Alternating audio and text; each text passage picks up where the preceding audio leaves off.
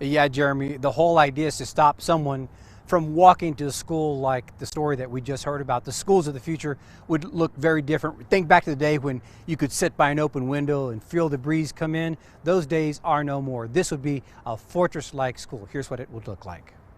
This video is an architectural rendering of what the school of the future would look like from the inside. The drawing gives you a bird's eye view of the school's courtyard surrounded by walls and businesses.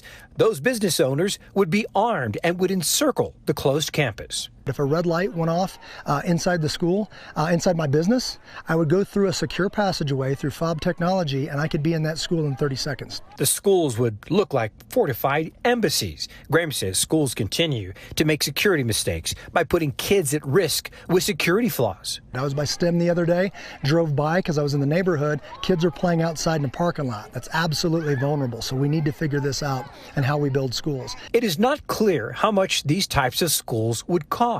Security experts tell us there are several things districts can do now to make schools safer. The first step, limiting access. Even if you were to go through and revamp all of the schools and all of the churches, you've got a door that's open in the back of the building. You've completely circumvented all of the safety protocols that you're put into place to begin with. James Allbee says having a school resource officer checking everyone that enters and access card entries could help tremendously. Building schools exactly alike would also help when it comes to law enforcement protecting them. So they can train in one school, then they can go to another school, and the setup's going to be exactly the same, and there's no learning curve, if you will. Many changes on the drawing board now to change the schools of the future.